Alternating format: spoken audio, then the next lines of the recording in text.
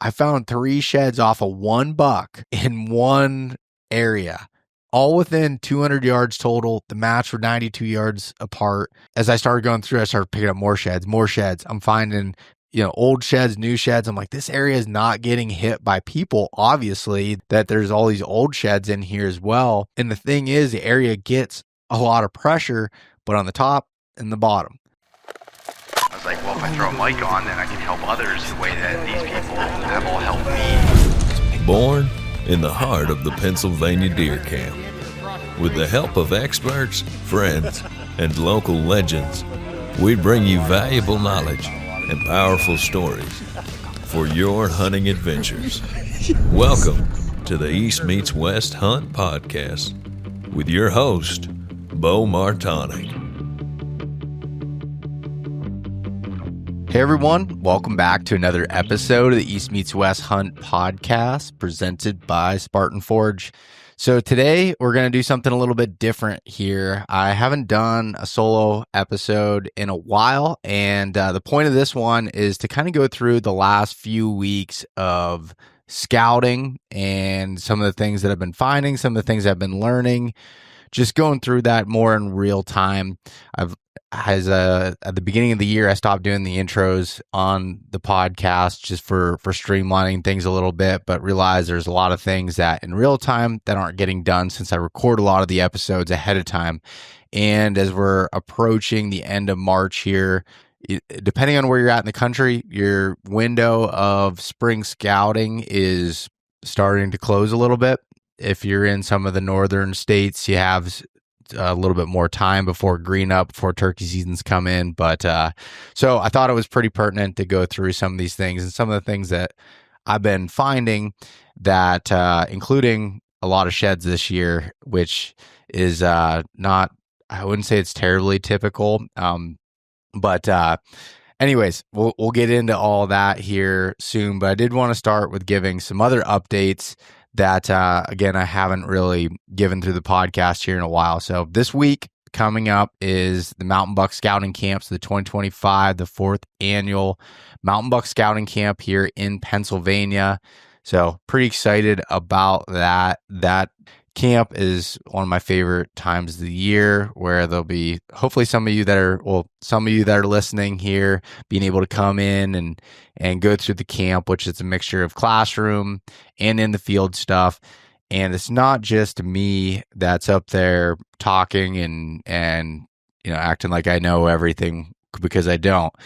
The way I structured it from the beginning and the way I'm continuing to do it is having myself and kind of a panel of people that are there. And honestly, for the speakers to the attendees, it's really like a 1 to 3 basically. So for every 3 attendees, there's a speaker basically. So you can have a lot of one-on-one time and also be able to have different perspectives, because the thing about deer hunting is, and especially when it comes, and I'm sure this applies in a lot of other places too, but in the big woods and the mountains, it's people have different styles, and there's a lot of different things that can potentially work. And being able to see different perspectives, there's some things that I completely differ from some of the others, and they differ from me, and that's fine.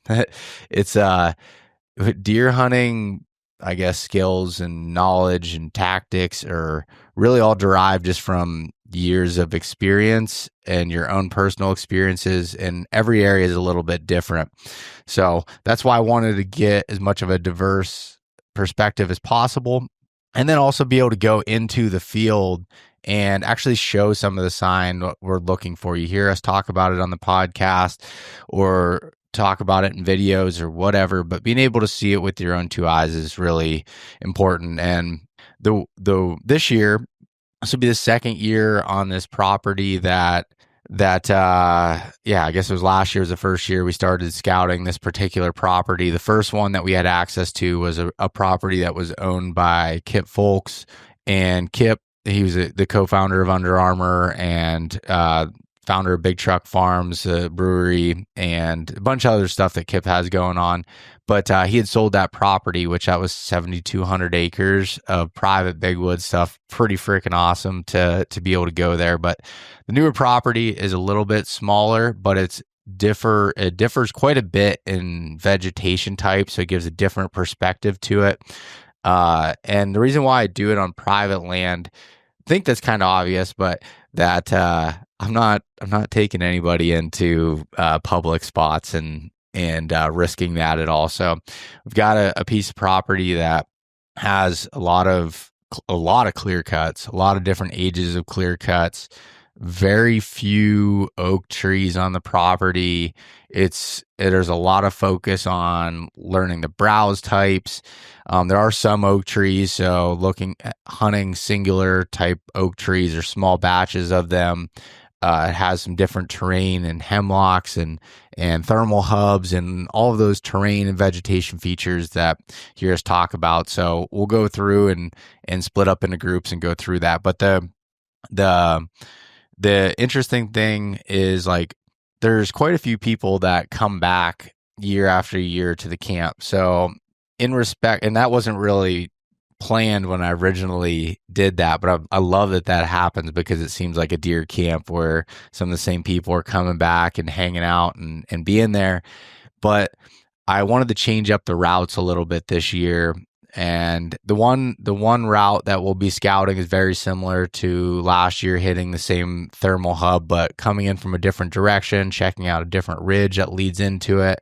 Found some different signs, some really good examples of things. And really, because this is private property that I don't have access to outside of this camp, I really only get 2 half days to go in there and scout it. So I went in with my dad and Kenny to go check it out. And you kind of have to be efficient to try to find sign and good sign that is huntable and where you think you can find, mature bucks in. So that's been fun to really practice what we preach as far as going through doing the e-scouting and then getting boots on the ground and trying to be efficient like anybody would if you had a weekend to go scout a particular area. But that's coming up, which is going to be fun. I've got a bunch of new apparel coming to the website, which I'm releasing that first at the scouting camp, but this hat I have on here is one of them. I've got this in this brown color here, this mud color. It's an active performance hat, so it breathes really well. You won't have the sweat stains that you have with a lot of traditional hats. It's really nice for warmer weather, active hunts, or workout, or whatever else you want to do with it. But I got them here to be able to show you if you're watching the video version. But got a new Make Deer Camp Great Again hat. It's one of the Lost hats, so it's pretty cool. I've been seeing these styles, or like the Lost hat brand, a lot, and I like the way they fit. It's got a little bit of a longer bill on it, mid-crown profile, old school camo on the bill, and then the tan, up the top of the crown and back of the hat there with the Make Deer Camp Great Again patch on it, which I do have some of the other Make Deer Camp Great Again hats back in stock on the website now that you can go find, as well as the shirts. But then I've got the same hat style, but with just the traditional East Meets West logo on it. Pretty clean looking hat. Like that one a lot. And then I've got this, it's a Richardson hat, so that style fit, but it's a rope hat and kind of softer for your traveling. You can kind of pack it up, but still can hold its form when it's on your head.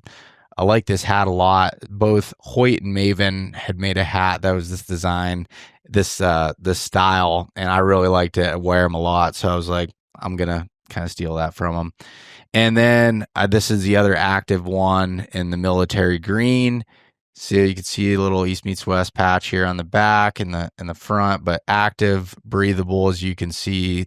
Super nice for those situations. And the only other one I don't have here is I have a multicam Arid hat, which has been a request. I've done a bunch of different multicam camo hats before, but I did one in multicam Arid, so be looking for those coming out on the website here soon. but I'm going to release them first at the scouting camp, give those people an opportunity to grab them first. But I guess on the same note of the website, I have a brand new website being rebuilt right now. So it's going to look completely different. But one of the big things with this website that you'll start to see, and it won't start from right day one, you might see a little bit of it, but as we go, I'm building out a full gear shop on the website. So there'll be a bunch of gear that you hear me talk about and use that is available to purchase directly through eastmeetswesthunt.com. So you'll be able to get that stuff, and it's an interesting way of doing things. So it'll be where basically I'm able to bring in some of the gear that I won't be able to bring in all the gear that I use, but be able to bring in a decent amount of gear that I use, and it's drop shipped directly from the supplier to all of you. So pretty excited about that the website, trying to make it more user friendly, get some more blogs up there, trying to get it to it's a full on experience when you're on the website, and also that you can, as you're looking for gear, you hear us talk about it, you can go right there on the website and be able to check that out. In addition to that, I'm going to be filming some more. I did film one already. Going to be filming some more mountain buck scouting video series, the YouTube series that I started back in 2020. And this will be, I skipped 1 year, but this will be season 4 of doing that. So I'm recording that right after the scouting camp. Justin Mueller, who's done a lot of photo and film work with me before, will be here. So if you have any ideas or things you want me to go over, I've got a list and some plans already here, but let us know, or let me know in the comments, and would love to try to be able to integrate that and some of that content and things that might be able to help you out when it comes to scouting big woods whitetails.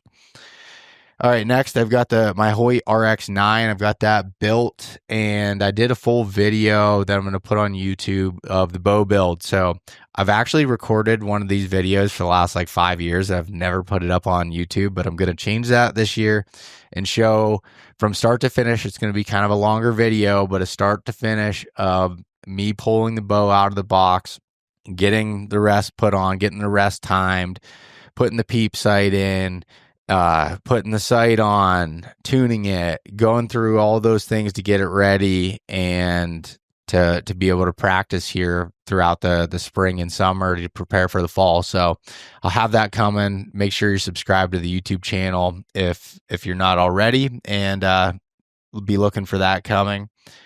Some film updates. So this is going to be a big year for putting out films on the channel. Typically, if you've been following along for a while, I do about 2 hunting films a year. Usually one out west, one whitetail. And this year, one already released on CVA's YouTube channel. And that one was called Deer Camp. That one was near and dear to my heart, special one about my family's deer camp and some of the traditions with it. And Thomas Clements did an incredible job of filming and editing that, and that's over on their channel now, so you can go check it out. And just to kind of see what it's like during rifle season and the family's deer camp, and getting to see a few hunts go down, and my sister-in-law Abby shoot a nice buck and all that stuff. So that's pretty cool. There'll be an extended cut version of that film released on my channel later in the year, probably sometime in mid-November, around that time frame. In addition, the next one that will be coming, which we'll be releasing on my channel, will be a film called Mountain Man Joe, and that's a film about my dad, and it's directly about him, but it's really about anybody that is kind of a leader in a space, and particularly in hunting, to be able to basically, Bill Thompson from Spartan Forge put it perfect. He's like, we are who we are because of standing on the shoulders of giants. So those that have come before us, that have led, that have taught, that have inspired, that have shown, whether it's fathers, uncles, dads, friends, whatever it might be, that have an impact on other people and be able to show it. My dad's one of those guys that had him on the podcast here, obviously, before, and for, I don't know, 45 years plus now, has been consistently killing big whitetails, mature whitetails, and just whitetails in general in the big woods, in the mountains, and his passion for it has never wavered. He's been doing it, he personally doesn't use social media or anything. This is directly out of passion for chasing whitetails and learning, and never stop learning about whitetails. And it's a really cool film piece that even goes back to some film from my grandpa that he had back in deer camp in the 1950s, and when he was fighting forest fires in Alaska, and a lot of cool stuff. I don't want to talk about all of it right there, but that film is probably, I just saw a first draft of it this morning, but it's probably the one I'm going to be the most proud of seeing. And Thomas Clements, again, Rock and Sea Media. He is the one that's producing that film as well, and he's doing an incredible job on it. I can't wait for that one to come out. And that one is likely, it's going to drop around Father's Day, either that week prior or on Father's Day. Don't have the exact date yet, but keep an eye out for that. And then have a Pennsylvania deer hunting film per se that is basically going through both my 2023 and 2024 deer season, showing some of the highs and the lows. Last year was an incredible deer season and just hunting season in general for me, but that only shows some of it. 23 was a difficult year, and a year where there was a bunch of highs and lows with it. It was a great year, but at the same time, it was the first year that I've had, and as long as I can remember, that I didn't fill a Pennsylvania whitetail buck tag. And that one stung, and it definitely lit that fire under me. And I had to relearn some lessons that I had learned when I was younger that I apparently forgot. And so we're always constantly learning, but that film's going to show that, and then end kind of with me shooting my buck in 2024 on the ground. So excited about that one. That one will probably come out later in the summer a little bit. And then the last film is the Utah elk film from last year. I realized I never even did a podcast on that. Just got busy during hunting season there, but you'll be able to see that, where I had the opportunity to go to an incredible place that is not typical for my Western hunts. I got the opportunity to go to a private ranch and be able to hunt bulls that looking for older age class bulls that are managed for having a great number of bulls, and just an absolute blast of a hunt. And it's a good one to watch. I've already again went through some of the drafts of the film, and it's like, man, that place is pretty dang special, and I'm really grateful for that opportunity to go bow hunt it. But that'll be coming out, and then to kind of move along here. Oh, the last thing I want to say on updates here before I get into the scouting kind of recap here is Spotify. If you're listening or watching on Spotify, you can now comment on episodes there. So some of you have figured that out and are doing that already, but leave a comment if you have any questions or feedback or things, good, bad, ugly, whatever you want, feel free to comment there and be able to see that. So that's pretty cool. In the past audio podcasts or, Apple and Spotify, I wasn't really able to talk to anybody unless they reached out through email, social media, which there's so many channels to message right now that it's clouded and it's really difficult to see all of them. So that's a really good way to be able to give some feedback and or ask questions, things you want me to cover. Feel free to do that on Spotify. All right, let's get into scouting. So I wrote down some notes over here. Over the last couple weeks, I've been putting the miles on. We had a pretty tough winter here in Pennsylvania and had snow all the way in through March. Plus, I was traveling around quite a bit for trade shows and other events and just personal reasons here, and really wasn't until the second week of March that I got into scouting here pretty heavy, and I've been trying to use every spare bit of time that I can to get in the woods and be able to see that, mostly in shorter stints. So like, 4 or 5 hour windows between doing work. And I've been personally trying to get out during the week more so because of the fact that I know not everyone has that opportunity, but at this point my truck has become very recognizable, and I try to keep that impact down as much as possible. So I'll work on the weekends a lot and take more time during the week to get out and scout. But I'll start first. I made a trip down to West Virginia in late February, and I went down there to go scout and check out a place. I had picked up a lease in West Virginia. I got it last summer, and it's about a 700-acre lease of all big timber and a little bit of strip mine, but mostly timber stand hunting style mountainous country. And I'm not the only one on the lease. There's other people that are on it, but I got the opportunity to, and at a really good price. And I was like, man, I can't pass that up. Pretty cool place. And it makes it nice for filming from the standpoint of I'm not blowing up anybody's spots or doing anything to be able to go there. So, and last year I hunted it a total of 1 day when I was in West Virginia. The rest of the time I spent on the public, and who knows, I'm probably going to spend still a lot of time hunting public, but I wanted to have kind of a backseat spot that I could learn and hopefully be able to hunt some older age class deer through doing that. But last year I didn't feel real comfortable of it, getting it in the summer as far as really being effective during the rut. And I wanted to hunt with Josh and those guys from the Untamed. So we were running around, chasing deer on the ground, which again, I still plan on doing that. But all right, going back to this property that I'd hunted and scouted a little bit last year.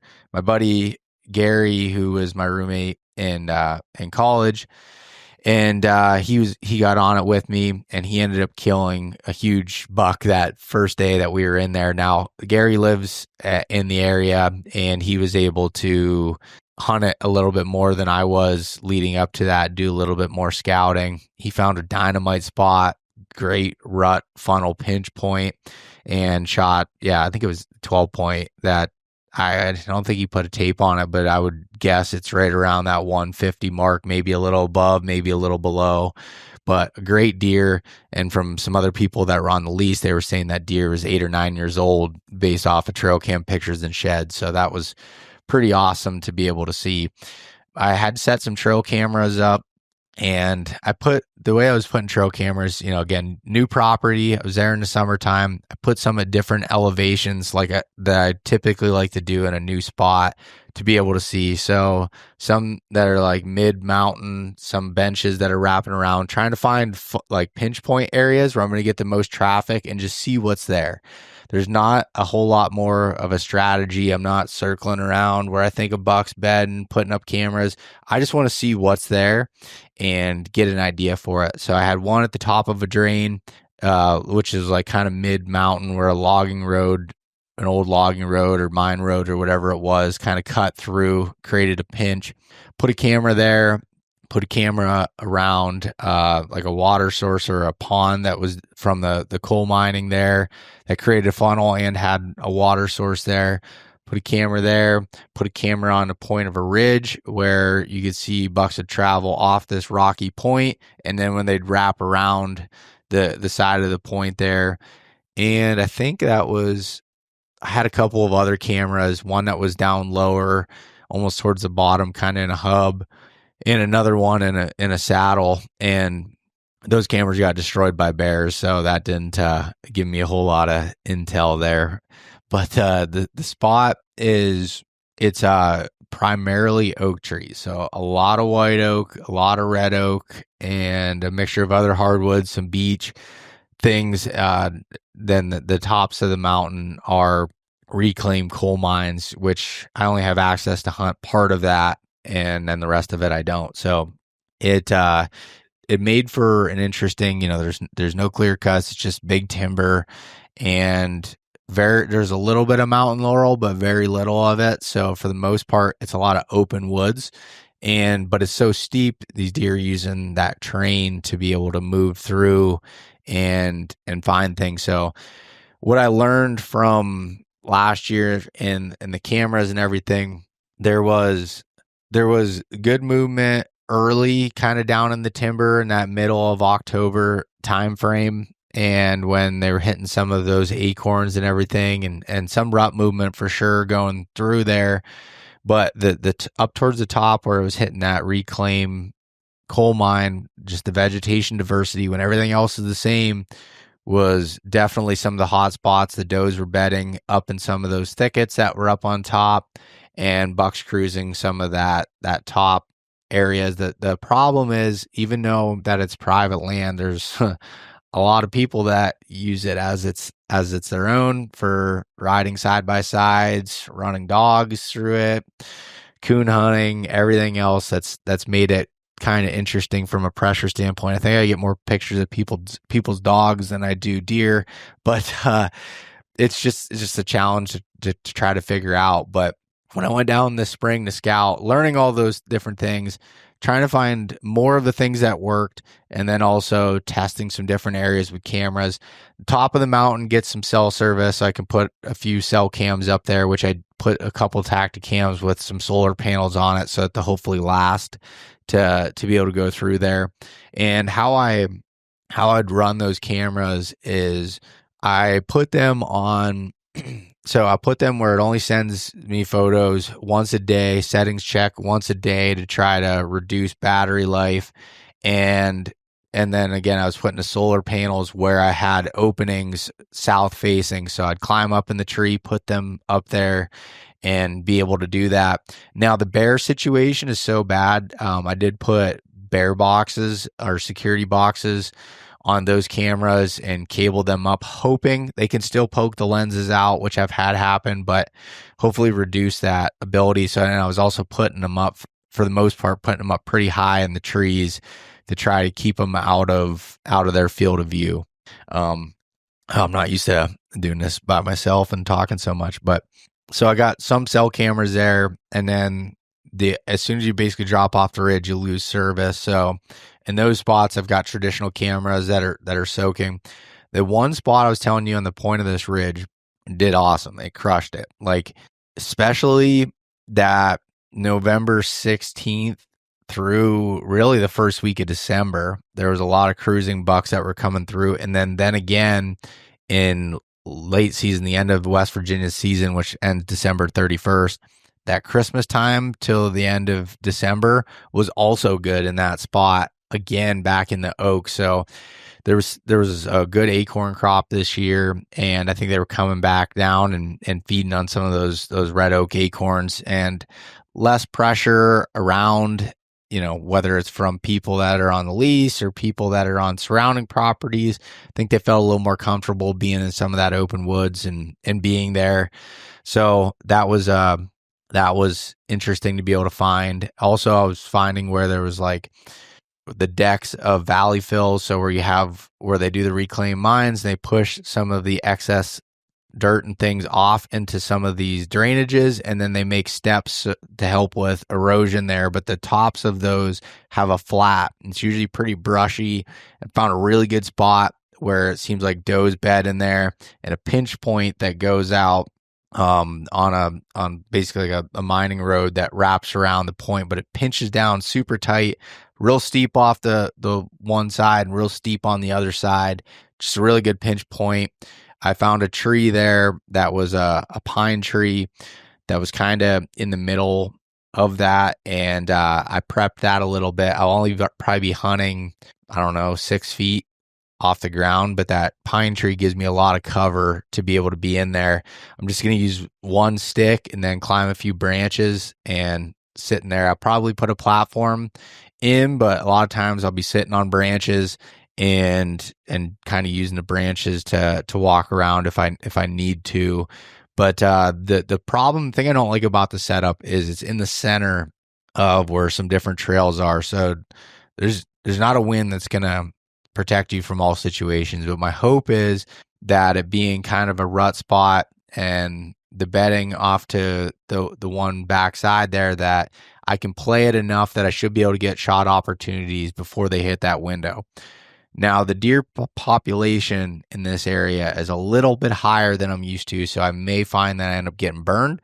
But the places that had better winds were not really good for setting up. So it's going to take some fine tuning and some learning. I might get blown out a little bit there, but I felt really good about that.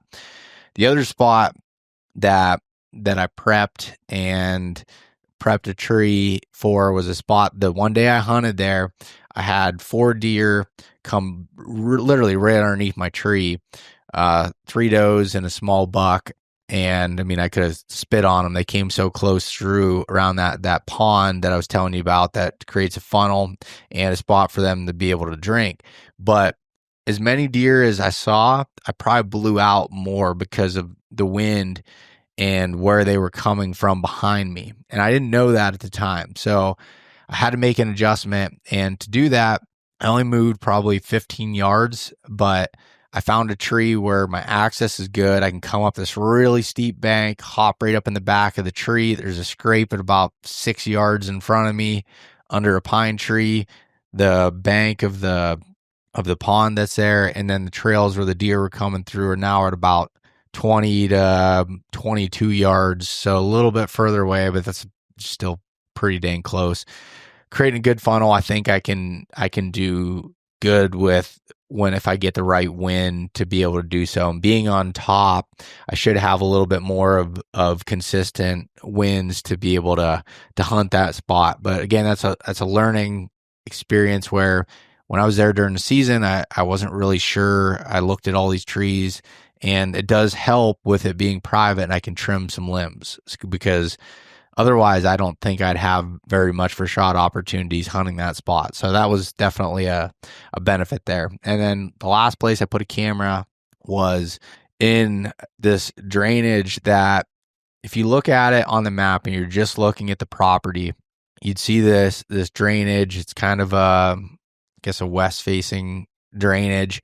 There's south and west facing drainage that it's like, okay, yeah, there's a nice, there's a steep bank or cut from where a stream's coming out of the mountain, and there's like a little bit of a flat spot and a bench where they could travel around, and probably trails that went up to the top. But where it really becomes good is when you look at it from a macro level. So you back up, you pull your map out, you take off property lines and look at how everything flows together.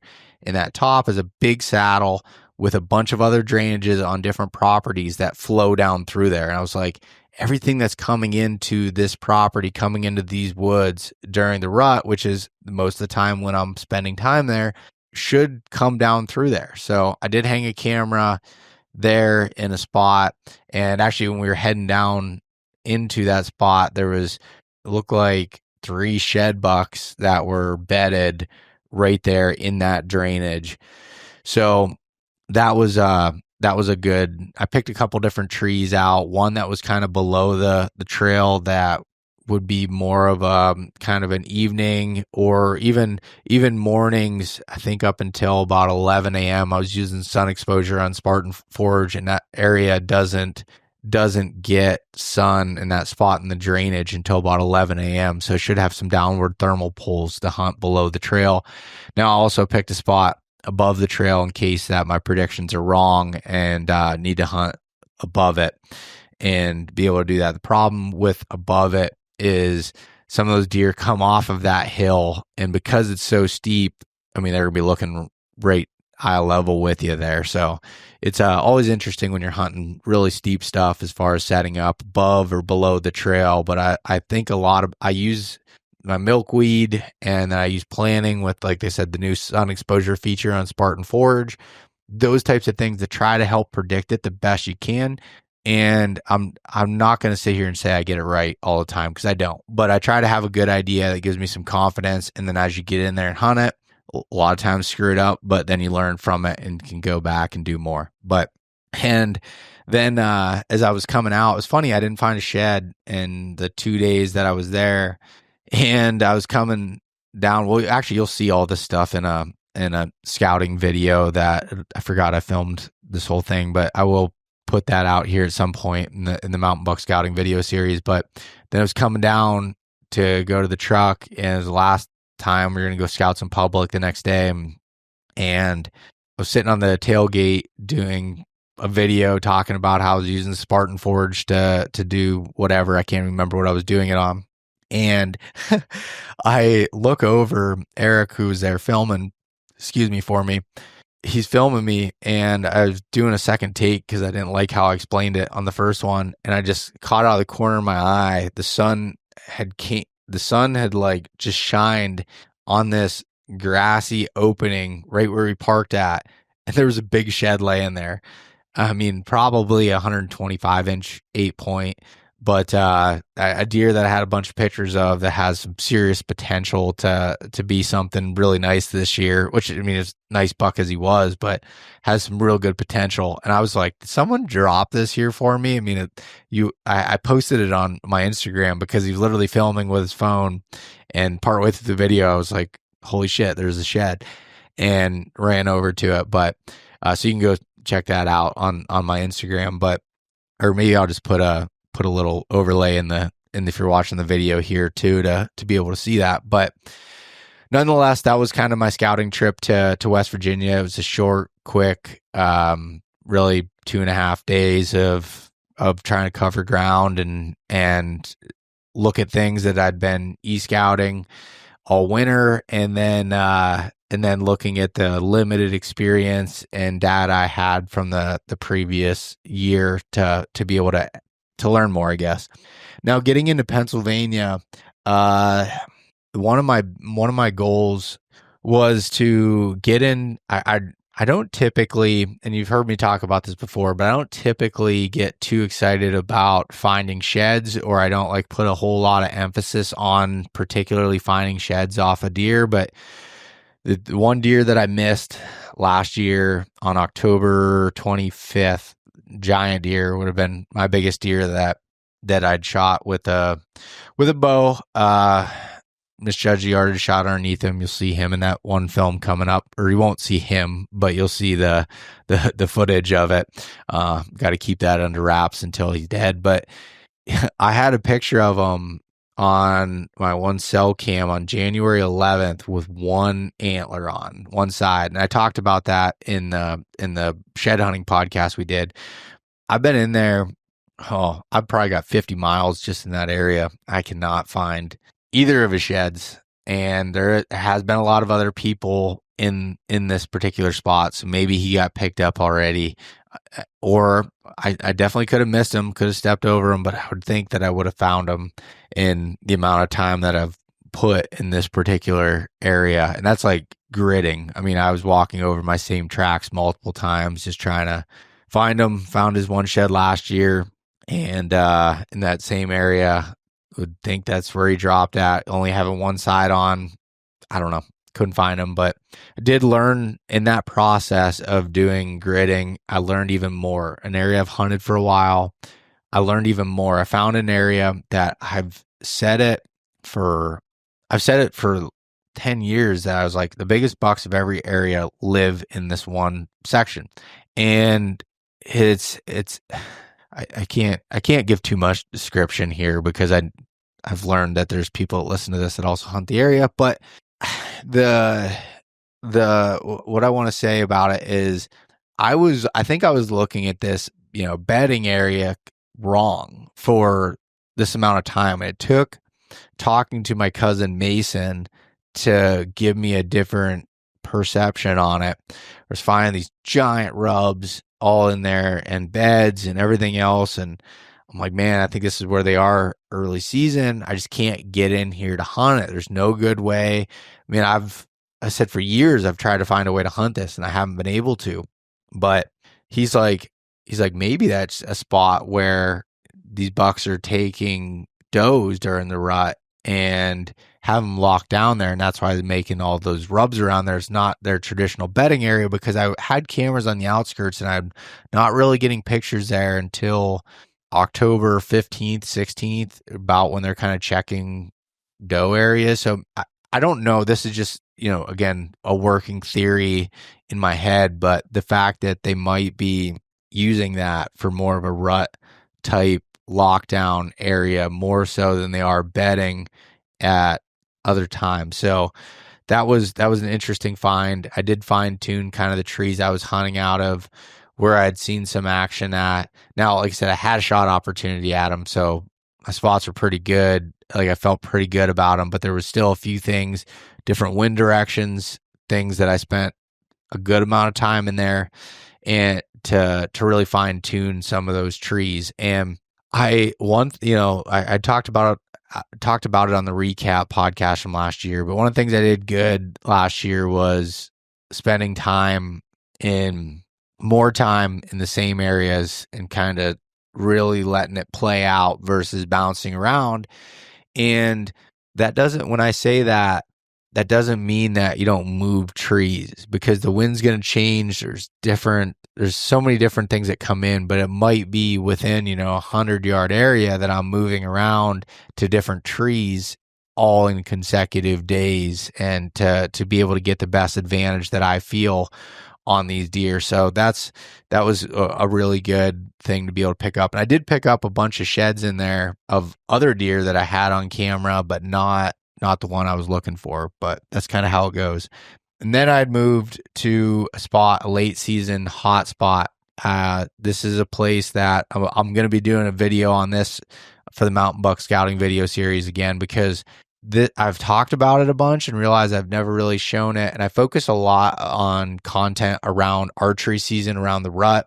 And that's kind of my bread and butter and what I've spent the most time doing. But as I've spent more time hunting in gun season, whether it's with my own tag or helping others and being there, there's an area I've learned, and I've actually found multiple of these areas now in the last few years, but where bucks move into just after rifle season pressure comes in. And this area consists of a pretty steep side hill, some pole stand clear cut in it, and it's far away from access to be able to get into. And it just seems like it's like all these other areas, bucks kind of come in there.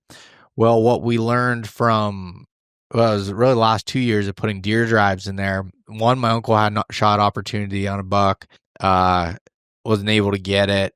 And when we put the drive, came out of this spot. And then last year, if you watch the CVA film, where my sister-in-law Abby shot a nice buck, and the drive hadn't started yet, but the deer came out of this particular location. And then once we reset up for the drive with the other people that were there, I walked through this pine stand in the middle of this thicket, and Johnny had went through it the year before. He's like, man, there's a lot of deer sign in there. So I went through it, and I was like, holy cow, the buck sign, and there was snow on the ground. I was finding big tracks, giant rubs, like all this stuff. I'm like, this is a late season hotspot. So I just went in March here, went into that area, and with the goal of just learning that particular spot, not going everywhere else, just going in there.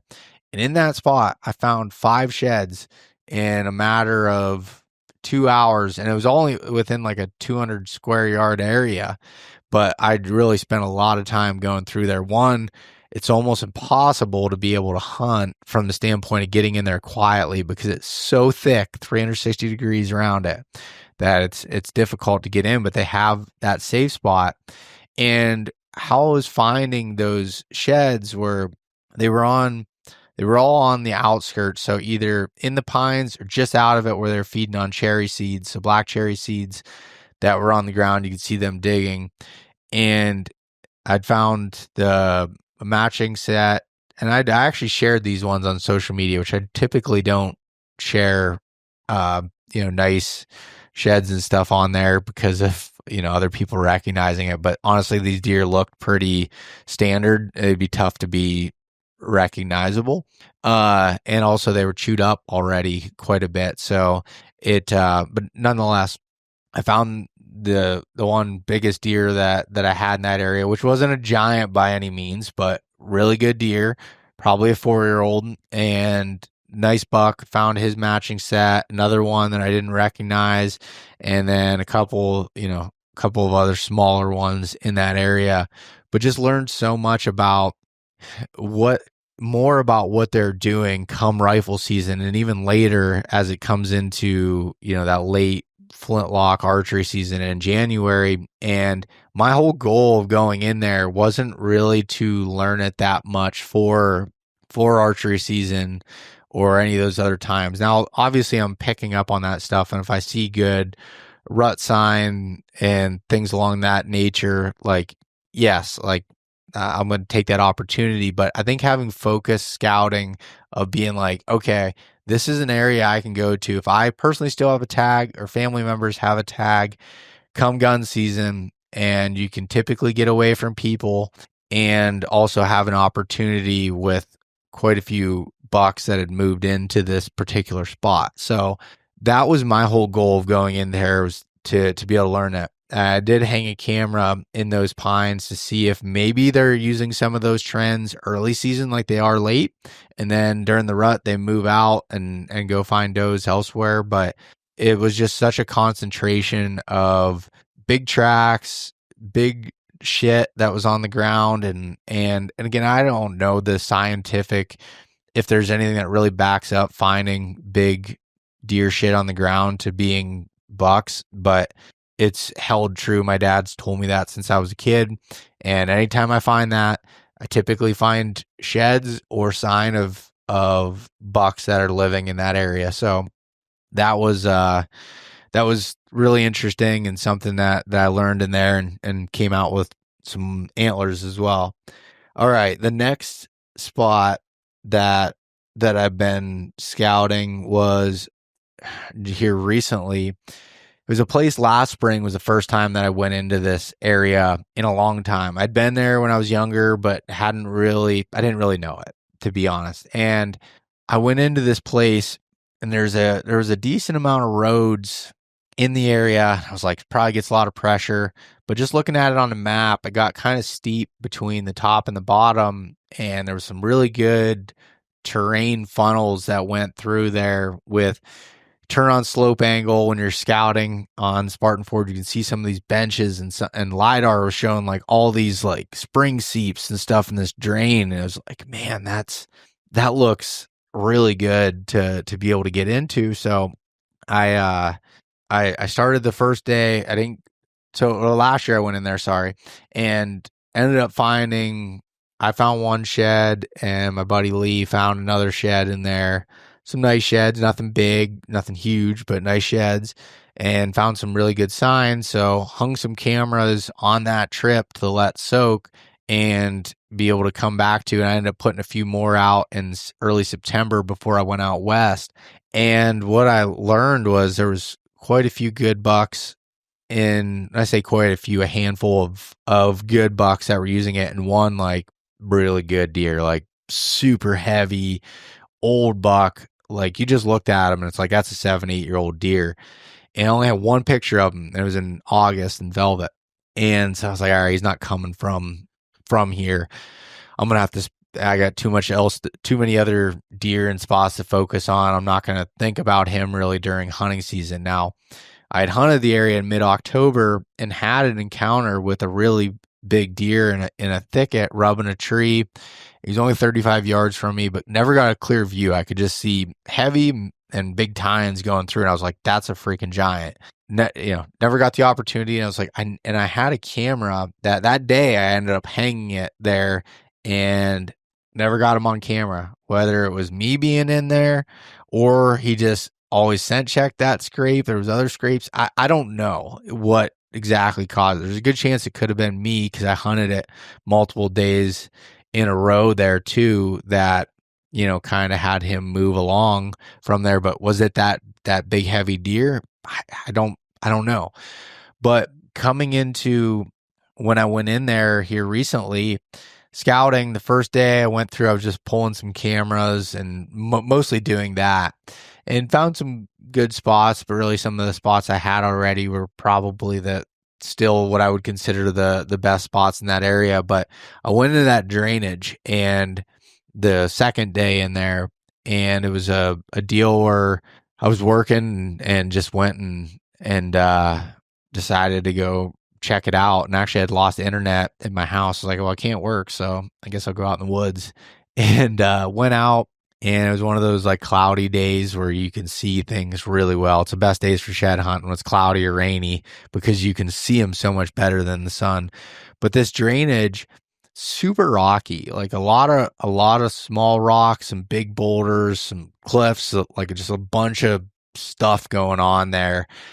But from a feeding standpoint, it wasn't, I mean, there's some cherry trees in there. You can see where they're feeding on that, but not a lot of browse, not a lot of any of that. But the camera I had in the bottom of the drainage, I had bachelor groups of bucks in January on that camera. I'm like, man, they wintered in here. And as I was going through, I started finding again that big buck shit in that area. And I'm like, got really excited.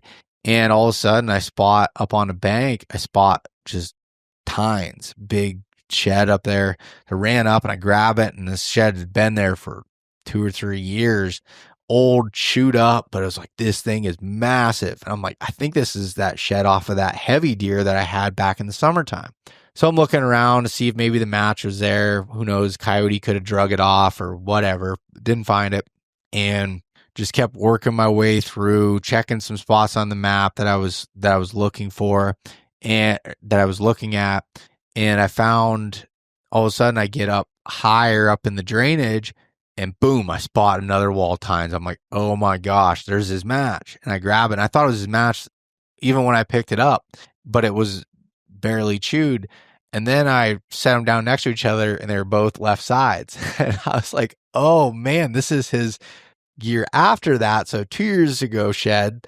And just like, and it was laying in a bed, just in a, like I said, rocky kind of spot, and a bunch of moss and streams and stuff that were kind of going through, or like spring seeps coming out of the mountain there, steep area.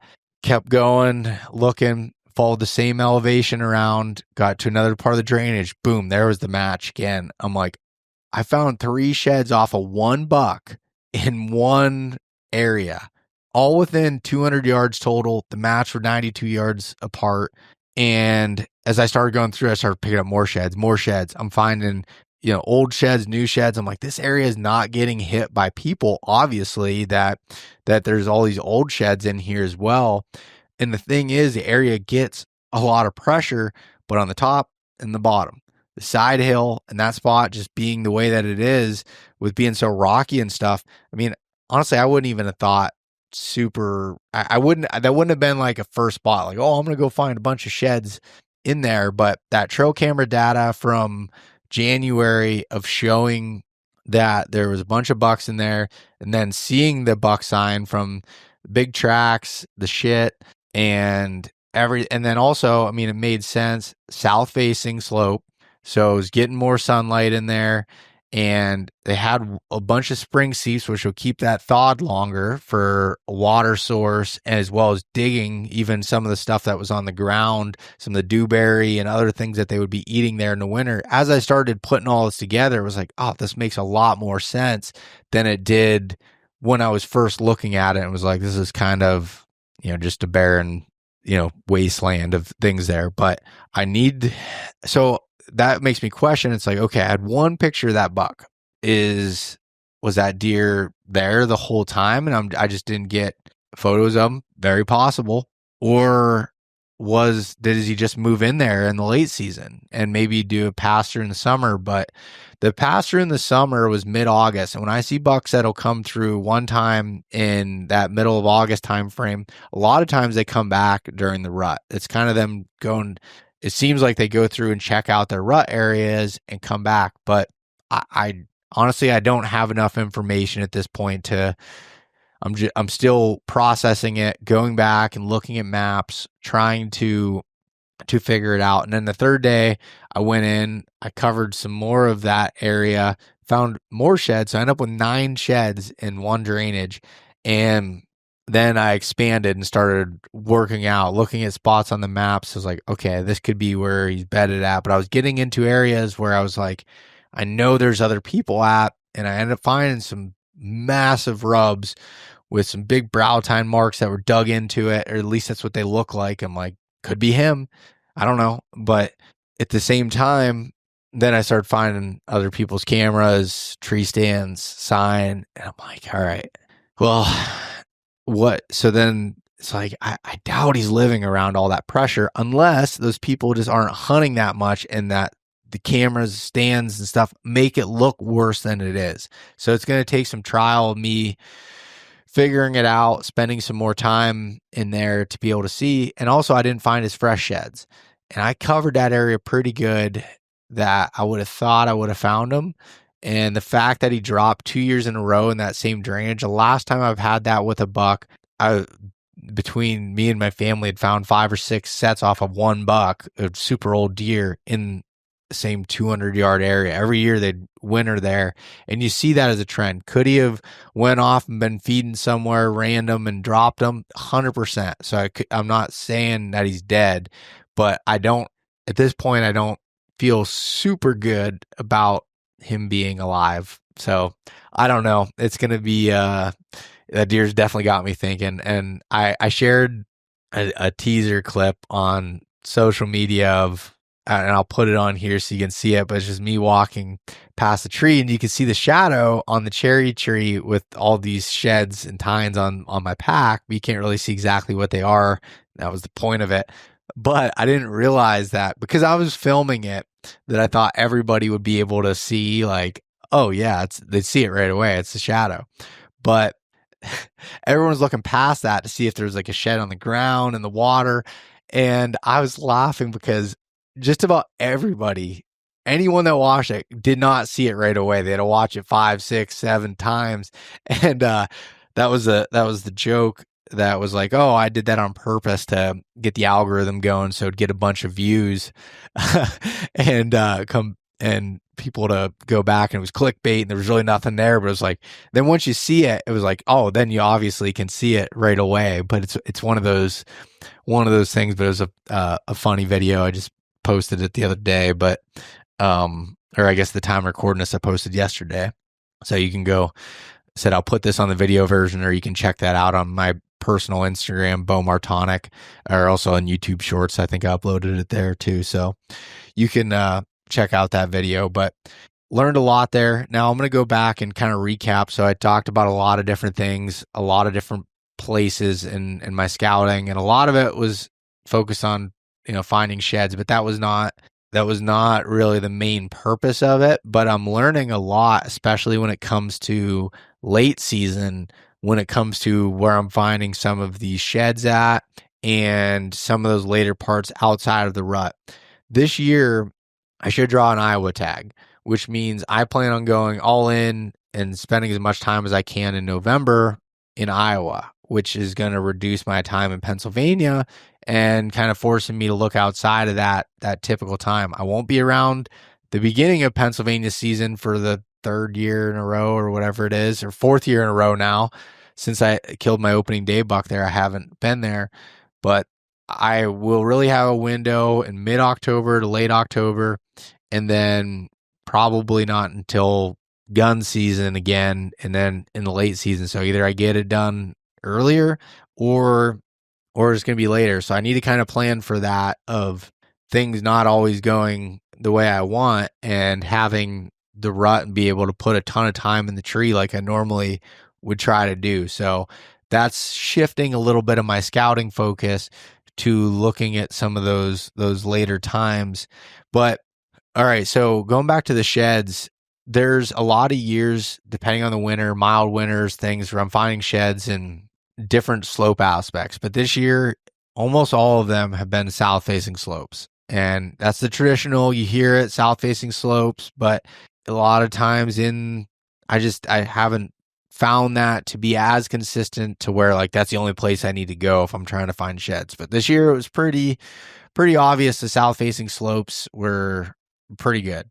South and a little bit of east-facing slopes, which still are getting quite a bit of sunlight. So that was an interesting, that was something that I found, and some of the recaps there. But I've also been fine-tuning some of my spots, and you'll hear, if you've heard Nathan Killen talk about it a lot when I say a lot, Nathan hasn't been on a ton of podcasts and goes in and out of doing some things on media, but he talks a lot about not hunting right on that hot sign, that big scrape, and some of those things. And I've had success hunting some of those big scrapes and on that sign, but also as I find areas that, especially when I get into areas that have more pressure, that's where it's drawing a lot of those other hunters to, and finding some of those connectors in those places that are close by, but not necessarily right on that sign. So looking at some of those places and figuring out how to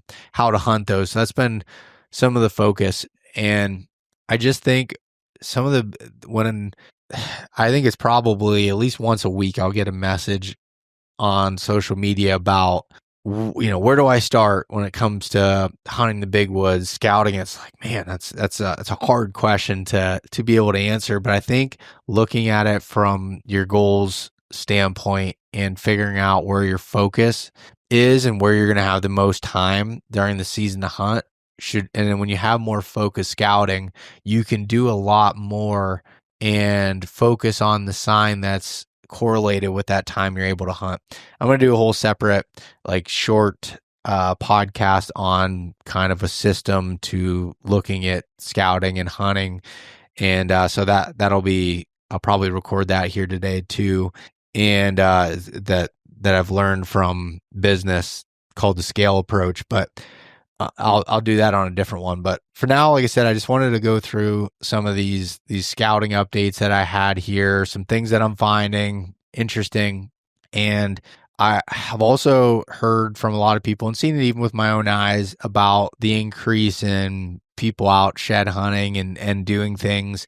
And I just don't let that discourage you. Things go in waves, things go in stages. I think especially in the area I'm in, we had such a bad winter, people weren't out a lot. And then as soon as it got super nice, there's just a lot of people that were flooding in it versus spreading it out over time. But even then, people miss sheds. People aren't going back to areas a lot of times. They might throw cameras up. That doesn't mean that an area is high pressured all the time. So try to look at that, with a positive approach. And if an area is getting a lot of pressure, find another spot and find multiple spots, try to find different places to get away from that, because I don't think you just can't really get married to a spot or a deer. You can, but it's a tough road. And so, yeah, I mean, you can do what you want, but me personally, I try not to get, I'll have focus when it comes to specific deer I want to chase, but I don't die on that hill, at least at this point, and have the ability to be flexible. I think that's all I have right now. Like I said, if you have any suggestions for any stuff scouting related that you want me to put out content wise, if I'm able to do it or feel confident in talking about it, then I will do it. And anything else, leave comments, whether it's on Spotify, YouTube, or whatever else. But I appreciate everybody listening, supporting the podcast here. Going on, this will be coming up on 7 years here. I formed the business here in the beginning of April in 2018. July 1st is when I released the first podcast that year. So it's crazy been doing it this long, but appreciate everybody listening, watching, all the support. And if you like it, share it with your friends, leave a rating and review, subscribe. I appreciate you. Till next time, we will talk to you soon. Hey guys, thanks so much for listening. If you enjoyed this conversation, share it with your buddies. Leave us a rating, a review, and subscribe. If you want to check out more content like this, there's plenty in the links below. We truly appreciate having you guys along with us.